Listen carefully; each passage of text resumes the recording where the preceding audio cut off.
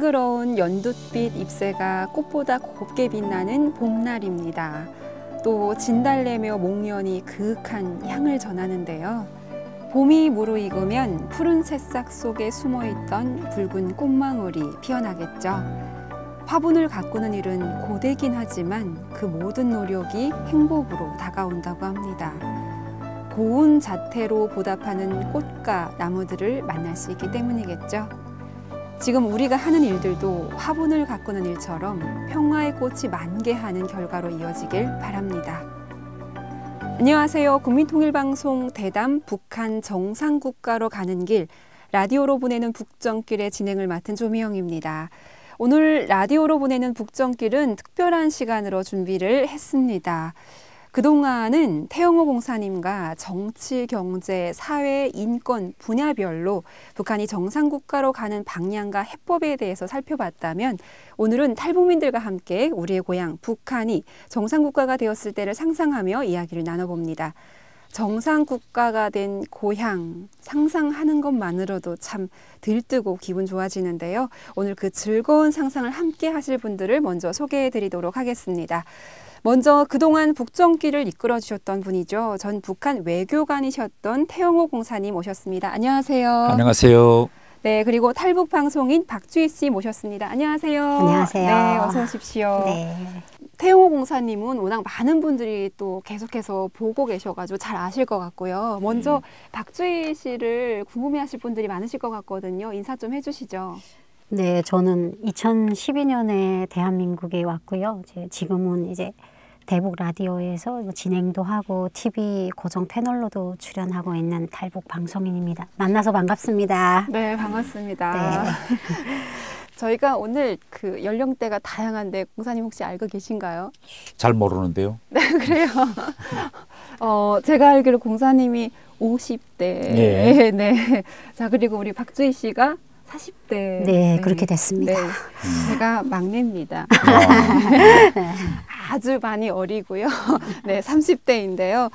사실 저희가 이렇게 연령대도 다 다르고 북한에서 뭐 살았던 지역이 다 달라요. 네. 이제 대한민국 여기 한국에 와가지고 이렇게 알게 되어 같이 방송도 하게 됐는데 오늘은 저희가 좀 우리 고향, 지역은 다르지만 다 북한이잖아요. 그 북한 이야기를 먼저 좀 나눠봤으면 하거든요. 제가 북한에 있을 때 평양을 가본 적이 있어요, 공사님. 언제냐면요, 1994년 8월에 갔어요. 네, 당시에 어쩌다 정말 생애 처음으로 올라간 평양이었는데 그 암울한 분위기를 네, 몸소 다 느끼고 내려왔거든요. 94년 7월 8일. 네. 그래서 평양에 대해서 좀 많은 걸 모르고 있는데 공사님 좀 그 살다가 오신 평양에 대해 소개 좀 해주세요. 네. 저는 그 평양의 중심부인 평양시 중구역 종로동이라는 데서 태어났습니다. 그래서 종로동이라고 하면 지금의 북한 많이 모습이 달라졌죠. 네. 예, 거기서 태어났는데 당시 아버지는 건설대학 교수였고 어머니는 종로동 옆에 서문동이라는 게 있어요. 그 지금 러시아 대사관 옆에 그 서문동에 이제 서문인민학교, 한국말로 말하면 초등학교죠. 거기에 교사로 있었고 저는 종로동에서 살면서 종로동 바로 건너편에 창전동이라고 있습니다. 그래서 그 창전인민학교, 지금 북한에서는 소학교라고 하거든요. 거기에 소학교를 이제 다녔습니다. 그래서 지금 북한에서 지리적으로 보면 바로 천리마동 만수대, 네. 만수대에 김일성과 김정일이 동상이 있는데 그 만수대 동상 바로 땅 밑이 이제 북한에서 중구역 창전동이고 제가 살던 종로동은 지금 보면 평양시 중심부에 있는 평양학생소년궁전과 네. 만수대 예술국장 네. 그 사이가 종로동입니다. 종로동이요. 예.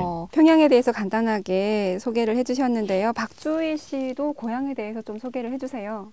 저희 양강도는 냉강도라고도 하잖아요. 너무 네, 추워서. 너무 그리고 추워서. 해산이라는 게 산이 혜택을 받는 데서 해산이라고 불렀다고. 그러니까 그렇구나. 저희가 어릴 때는 정말 나무가 많았고 그리고 압록강 이천리 네. 자부심이 정말 컸어요. 그래서 지금도 해산이라고 하면 아유 그 감자 많은데 이렇게 사람들이 생각하시는데 물론 대홍단 왕감자도 있지만 네, 약간 양강도 뚝감자 이렇게 예, 그 제가 좀 뚝감자처럼 동글동글하게 생겼는데 네. 네. 그래서 공기가 맑고 그래도 내 고향이어서 참 좋았다 이런 네 그런 추억이 남아요. 네.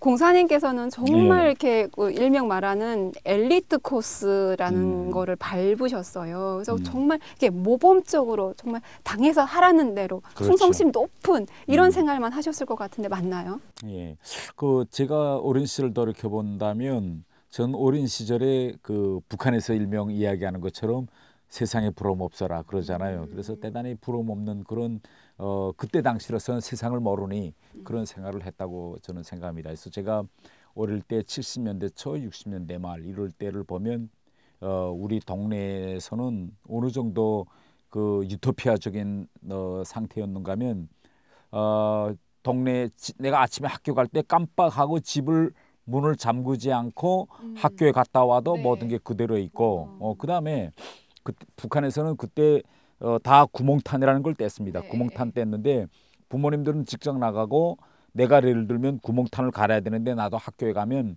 옆집 할머니한테다가 이거 구멍탄 좀 갈아줘야 하고 이야기 안 하면 옆집 할머니가 돌아다니면서 온 동네 구멍탄 다 갈아줘. 돌아다니면서 네. 다 갈아주고 그다음에 우리 70년대 초 그때까지만 해도 우리 동네에 그 북한에서 말하면 시설사업소라고 하는데 그 시설사업소 집에 있는 집에 TV가 하나밖에 없었어요. 그러면 여름이면 그 집에서 TV를 들어서 책상에다가 이렇게 해서 바깥에다 내놓으면 온 동네 사람들이 거기 다 모여서 밤새 거기서 TV를 보면서 뭐 잡담도 하고 TV도 보고 밤새 그러다가 이제 그 헤어지고 그때는 뭐 제가 보면 데는 모든 사람들이 다 배급을 받던 시대고 그다음에 직장에만 나가면 월급을 타가지고 월급을 가지고 다 살고 하다나니 뭐 직위 높낮이는 좀 있을 수 있겠지만은 뭐 특별히 잘 사는 집도 또 특별히 못 사는 집도 그저 로함을 가지고 그대로 다 살아가고 왔으니 대단히 평등하게 그런 언제 진짜 북한에서 그런 때가 있었냐 이런 말이 나올 정도로 그런 이제 유년 시절을 제가 보냈다고 볼 수 있습니다. 정말 제가 살았던 시대하고는 많이 다르네요. 그렇죠. 진짜 무슨 옛날에 이런 얘기 듣는 것 같은 그런 느낌이에요. 아니 저도 학교 다닐 때 선생님들이 저는 정말 딱 고난의 행군 시기에 그 고등학교를 다녔었는데 선생님들이 항상 굶고 학교를 나오시니까 수업을 진행을 못 하세요. 왜냐면 서 있기 힘드니까. 그래서 맨날 의자를 놓고 앞에 앉으셔가지고 내가 얘기해 줄까? 이러고 맨날 우리 때 나 어렸을 때는 뭐 상점에 사탕이 흘러내리고 사탕이 맨날 녹아서 흘러내리 수산물 상점에서 정어리가 비린내 나 썩어가고 막 이런 얘기 막 해주시고 그랬는데 저희 때랑은 정말 많이 상황이 달랐었거든요. 저는 학교 다닐 때 늘 농촌 지원 나가고 도로에 막 도로 공사하러 다니고 정말 그 학창 시절이 힘들었던 기억이 너무 많아요. 근데 전혀 공감을 못하겠다는 표정으로 두 분이. 아니 그러면 공사님은 저희 그런 소조 활동이나 뭐 어디 농촌 동문이나 뭐 이런 것들도 그런 도 좀 같죠. 그 제가 평양에서 이제 이야기한 것처럼 우리 집 뒤에가 평양 학생 소련 궁전이었습니다. 근데 평양 학생 소련 궁전은 그때 당시로서는 북한의 학생 소련 궁전이 2개밖에 없었어요. 평양에 하나 있었고 개성에 하나 있었고 그런데 개성권은 좀 작고 지방에서 친척애들이 오면 제가 항상 친척애들을 데리고 평양 학생 소련 궁전에 갔거든요. 그럼 거기에 소조라고 하는데 소조에는 뭐 여러 가지도 있지만은 옆에 조금 더 가면 인형국장도 있고 한국으로 말하면 오락실이죠. 그때는 소조실은. 근데 지방에서 온 친척애들이 항상 저를 보고 야, 넌 얼마나 좋겠느냐. 그래서 왜 그럼 매일 여기 가서 놀 수 있으니. 근데 실제 뭐 거기 매일 가서 노는 건 아니고 그런 정도로 이제 방과후 생활을 되게 즐겁게 잘 보내셨네요. 그때 뭐 제가 제 기억에는 뭐 솔직히 이야기해서 학교 이후에 무슨 학생 소련 궁전에 갔던 기억은 별반 없고 학교 끝나고 나면 가방을 집에다 둬두고 뭐 축볼 찰러 가거나 아니면 모란봉 우리 집에서 모란봉이 가까워서 모란봉이 대단히 그저 아름다운 건데 모란봉에 올라가서 뭐 여러 가지 놀고 그저 뭐 하고 노셨어요? 모란봉 올라가서 모란봉이라는 게 산인데 그 모란봉 우회로부터 이제 대동강으로 작은 개울이 이제 흐르는데 거기에 작은 물고기가 많아요. 아주 작은 물고기. 근데 그걸 잡지 말라고 어른들이 그렇게 이야기하는데도 불구하고 하지 말라고 거기 가서 그러고. 계속 그 물고기 잡아가지고 신발로 잡으셨죠? 그런 신발도 잡고 뭐 그다음에 이런 거부에다가 그걸 가지고 집에 와 집에 와서 넣고 그걸 원래 집에다가 가져다 놓고 키우려고 하면 물고기가 한 줄 이상 못 살아요. 맞아요. 저랑 똑같았어요. 거기서 잡아 물고기는 절대 오래 못 삽니다. 이 오왕에서 키워서 파는 물고기는 오래 가지만은 그 개울에 살던 물고기. 근데 행여나 거기 가서 계속 물고기도 잡아오고 한번 살려보자고 그런 기억이 남아 있습니다. 와, 정말 즐거운 유년 시절, 학창 시절, 뭐 공부에 대한 부담도 없고, 그렇죠. 뭐 농촌 가서 무슨 노력봉사한 일도 없고 정말 행복한 유년 시절을 보내셨네요. 네, 근데 고기 잡는 거 보니까 같은 동네에서 같은 시대를 살았다는 생각이 드는데 저도 신발로 고기를 잡아가지고 어항에다 놨는데 죽은 거예요. 그래서 진짜 나라 잃은 백성처럼 울면서 땅에다 묻어주고 비서까지 나무대를 세워주고 제가 그랬어요. 어릴 때 너무 슬퍼가지고 고기가 죽어서. 그러시구나. 네. 저희는 저기 뭐지 그 쌀알 몇 개 놓고 참새 잡아서. 네. 그렇군요. 네. 근데 어렸을 때 좀 다양한 활동을 많이 해봐야 막 이렇게 꿈이 생기잖아요. 고사님 혹시 어렸을 때 외국어 학원을 다녔으면? 네, 제가 외국어 학원에 간 거는 제 꿈은 아니고요. 네. 저는 어릴 때부터 우주비행사가 되는 것이 꿈이었습니다. 우주비행사요? 제가 왜 우주비행사를 꿈을 꿨는가 하면 제가 소학교 다닐 때까지만 해도 북한에 외국에 대한 북한 어린이들이 볼 수 있는 외국에 대한 이런 책이 좀 많았어요. 그때까지만 해도. 그런데 그때 보면 뭐 러시아에 대한 책이 많았는데 유리 가가닌이라는 우주 비행사가 뭐 1961년도에 뭐 지구를 한 바퀴 돌았다 뭐 이런 그래서 난 그거 대단히 신기해. 야 이거 그 뭐 비행기도 뭐 못 타보고 비행기도 보기 힘든 세월에 우주에 가서 이걸 한 바퀴 돌았다니 이게 무슨 일일까? 그래서 내가 나도 한번 좀 크면 저 우주 비행사 가가린처럼 한번 이 우주 비행사가 되리라 이렇게 생각하고 있었는데. 소학교를 졸업하고 중학교 올라가려고 하는데 우리 어머니가 너는 그렇게 하지 말고 외국학원에 가라. 그래서 외국학원이 뭐 하는 데냐? 그러니까 통역하는 데다. 통역이란 것도 뭐 하는 데지? 그러니까 우리 어머니 말씀이 앞으로 너희 시대 때는 영어를 배워야 잘 산다고 하더라. 어머님이 그래서, 정말 그래서 전 제 의사와 무관하게 어머님이 외국학원에 가야 된다고 해서 외국학원에 가서 그때부터 인생이 완전히 달라졌죠. 박주희 씨는 혹시 꿈이 있어요? 저는 한국 와가지고 처음으로 받았던 질문 중에 하나가 꿈이 뭐예요? 라는 질문인데 솔직히 순간적으로 확 당황해가지고 맞아요, 당황하죠. 꿈요? 그게 뭐지라는 생각부터 먼저 했던 기억이 나거든요. 혹시 북한에 있을 때부터 뭐 꿈, 뭐 학생 때 품었던 어렸을 때 품었던 꿈 같은 게 있으신가요? 저는 항상 결혼 전에는 꿈의 얘기를 잘 안 하잖아요. 그냥 나는 진짜 멋진 방송원이 되고 싶었어요. 북한에 있을 때부터요? 네, 방송원이 되고 그랬는데 이제 그 예술학원 다닐 때 보니까 같이 다니던 애들이 키가 크니까 만수대 예술단도 막 뽑혀가고 하는데 제가 키가 160이 못 되니까 안 데려가더라고요. 네, 그래서 때려쳤어요. 여기 말로. 그러니까 안 되겠구나. 그래가지고 사회생활 해가지고 이렇게 월급도 타고 이랬는데 그 꿈이 그래서 항상 지금도 저도 이제 좀 나이도 있고 아이도 키우고 하니까 힘든데 라디오 마이크 앞에만 서면 이게 북한말로 뭐 속골이 피아노 치던 게 안 쳐요. 속골이 안 아파요. 머리가 그래서 지금 이 국민통일방송에서 진행하고 라디오를 하는 시간이 솔직히 제일 행복해요. 24시간을 누가 질문하면 막 재밌게 이렇게 이런 자리 있잖아요. 고향 얘기도 하고 그다음에 뭐 북한 남자들 흉도 보고 뭐 이런 재밌는 흉이죠. 뭐 가부장적이다 뭐.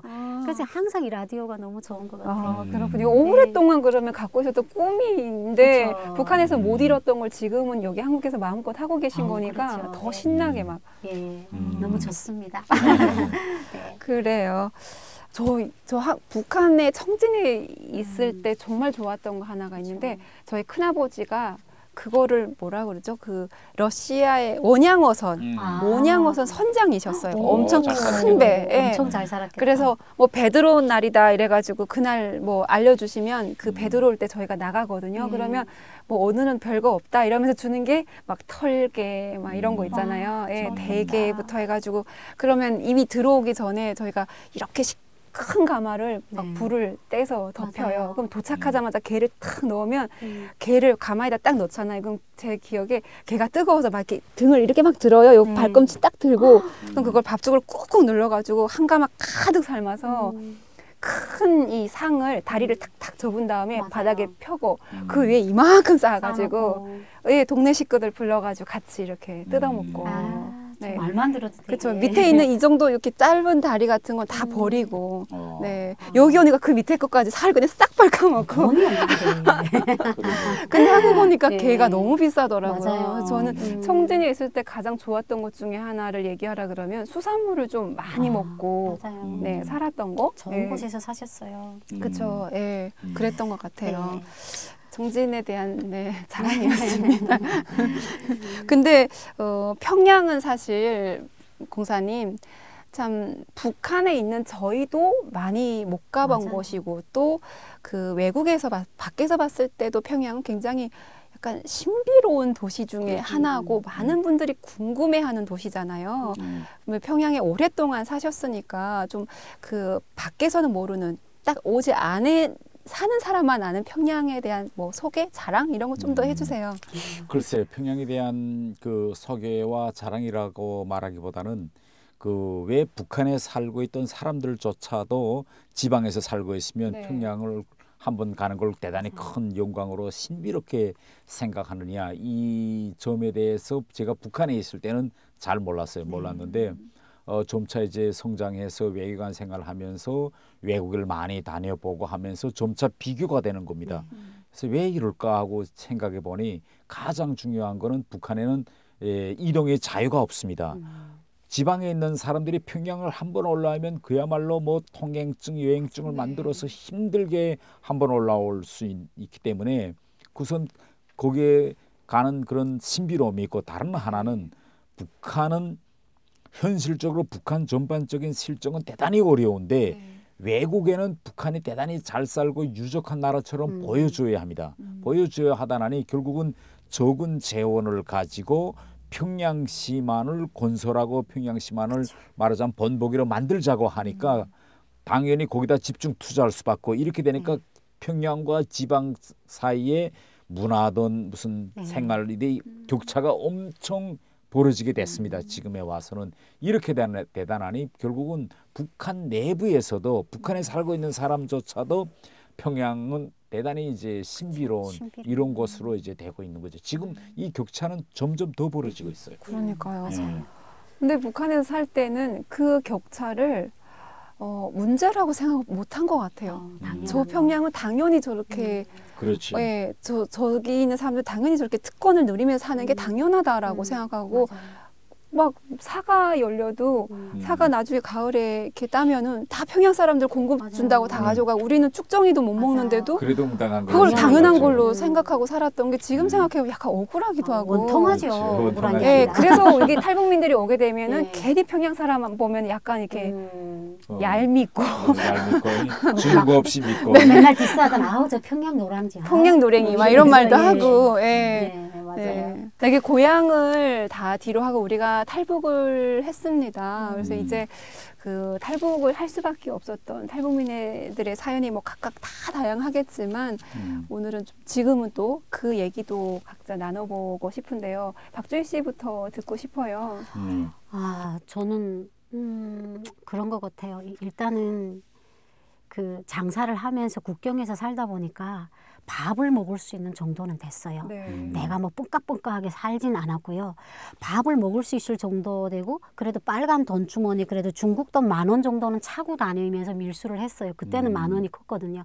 근데 내가 장사를 가게 되면 빈 집에다가 아이를 집안에 가다 두고 문을 채우고 가요. 왜? 문을 각세는 도적이 와서 뜯거든요. 네. 그러면 지금 한국에 와 있는 아이인데 하루 종일 그 집안에서 갇혀 있어요. 왜냐면 그 집 재산을 변압기 털리비를 지켜야 되니까. 근데 내가 어느 날인가 곰곰이 생각해 보니까 야, 얘는 이렇게 어두운 데서 계속 키워야 될까? 그런 생각도 나고 밀수를 하다 보니까 네. 밀수 파트너 부인이 대한민국에 와서 일을 하시는 거예요. 그 항상 중국 그 불법 전화했잖아요. 네. 김치훈 안에서 막 하면 야, 너네 북조서에 야, 남조서에 얼마 잘 산지 아냐? 막 이러면 조선족 아저씨가 그때부터 동경을 했어요. 그래서 저는 그냥 반반이었던 것 같아요. 내가 북한에서 거의 40년을 살았거든요. 네. 나는 이제 내 생은 그냥 아무개도 돼도 좋은데 근데 지금 생각하면 잘못된 생각이죠. 아직도 뭐 젊었다고 생각하고. 근데 그럼요. 그때 당시는 40살이면 북한에서는 그냥 여자는 네. 한물 다 간 나이인데 우리 저 호박 같은 아들만큼은 조금 대한민국에 와서 보석처럼 키우고 싶은 거예요. 그래갖고 저는 그 두 가지가 조금 믹스가 돼서 왔는데 그래서 전 그런 이유로 탈북을 했어요. 아들 때문에. 네. 제가 아직 부모는 안 돼봤지만 부모 마음은 다 비슷한가 봅니다. 그렇죠. 태공사님이 진짜 우리 박주희 씨가 네. 아들에게 설명해준 그대로 정말 자녀분들 때문에 이 한국행을 결심한 게 뭐 여러 가지 원인이 있습니다. 네. 그런데 우선 가장 큰 원인은 제가 북한에 대해서 믿었던 이러한 모든 신념의 기초가 이제 흔들린 네. 것이 첫 번째로 볼 수 있겠죠.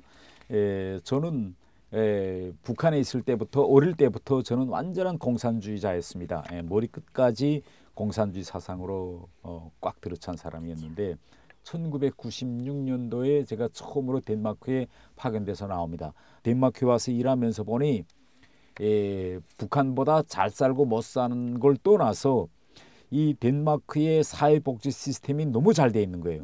학교에 애들 다 무료 교육하지, 네. 치료도 뭐 보험 이런 사회보험제가 국가보건보험제가 있지만은 치료도 이제 하고 그래서 그때부터 제가 대단히 이게 뭐지 왜 제가 공부한 자본주의 사회는 자본주의가 발전하면 발전할수록 부익부 빈익빈의 사회가 네. 그 갈등이 심화돼서 네. 잘 사는 사람과 못 사는 사람이 갈등이 대단히 심하기 때문에 이 갈등은 자본주의 시스템에서 해결할 수 없다. 그러니 혁명은 일어날 거고 기필코 사회주의 정권이 들어선다. 이걸 배우고 다마르크와 보니 이런 사회에서는 100년, 1000년이 흘러도 혁명이 일어날 것 같지 않아. 왜 갈등이 내 눈에 보이지. 이게 뭐지?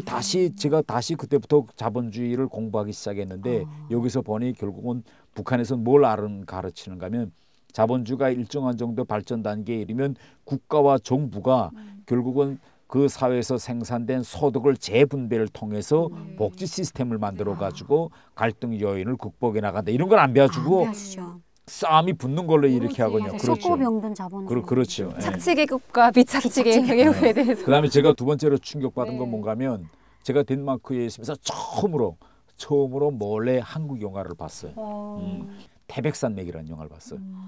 태백산맥이라는 영화는 임권택 감독이 만든 영화인데 전라도에서 6.25 전쟁 전후 과정에 있었던 남노당의 그 빨치산 투쟁을 다룬 영화예요. 그런데 그 영화를 보면서 제가 초기에는 완전히 그 공산당 영화예요. 네, 거기서 남노당 그 빨치산들이 싸움을 그래서 내가 아니 한국에서 어떻게 저런 영화가 나올까?